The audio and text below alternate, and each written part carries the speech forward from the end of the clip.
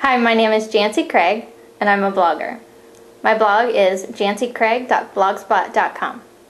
Today I'm going to be showing you how to throw a fabulous baby shower. First, you want to start by setting a date with the honoree, and then picking your location. For a location, I highly recommend having it at a home. It makes it more personal and intimate. Plus, it is a big budget saver. So next you want to think about your invitations, and I recommend making your own. This invitation cost us about 20 cents, a little bit of ribbon from Michaels, and a white cardstock invitation from Michaels, and we printed it in Microsoft Word. If you're not a creative person or don't like to do things on the computer, you can also go find many invitation and stationery websites that you can order your invitations from. You'll want to start brainstorming about a theme as soon as possible.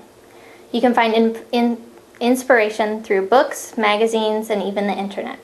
Because the shower there's a small number of people coming to the shower, we decided to have a sit-down dessert party so that we could serve the guests and they could spend the time visiting with the mother-to-be. Here are 3 things that will help you focus in on a theme. First, you want to think about the baby. What sex is it? And what are the colors of the nursery? Second, you want to think about the mother-to-be. Would she prefer eating on paper plates, or would she prefer eating on real china and having a sit-down meal like we're having now? Would she appreciate fun games, or would she like something more reserved like a guest book or words of advice? It's perfectly acceptable to not have games at a shower. This will give your guests a little more time with the mother-to-be, and they'll be able to just sit and talk. Third, you want to think about your guest. What would make your guests most comfortable? Try not to pick a location that's too far for them to drive. And then you want to think about what you want your guest to say when they leave the party. Would you like them to say, "We played some unique games that I've never played before," or would you like them to say, "We had a very special evening with the honoree and spent lots of time with her"? When it comes to planning your theme, think outside the box.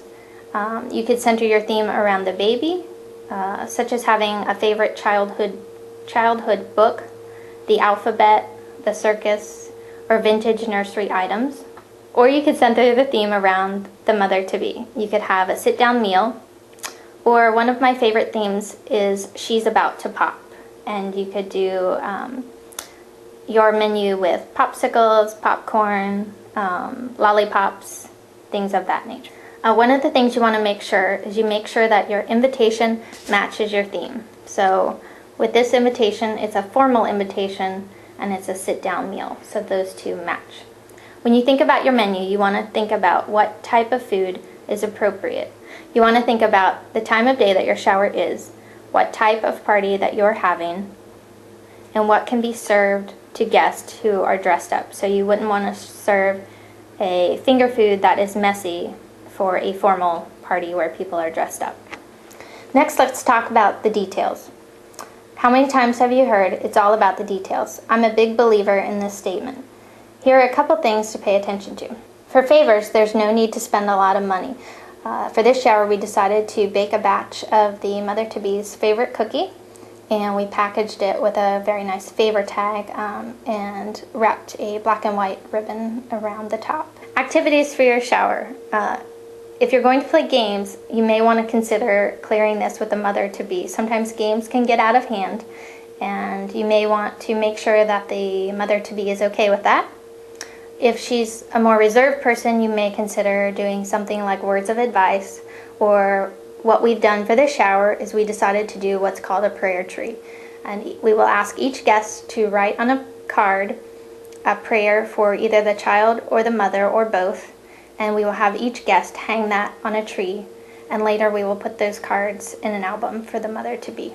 So to wrap up a shower, I recommend that you have the mother-to-be give a thank you, and she can thank them for their time and talk about how much she appreciates them coming out for her special night. Thank you for joining me today. I invite you to join my blog where you'll always learn something new.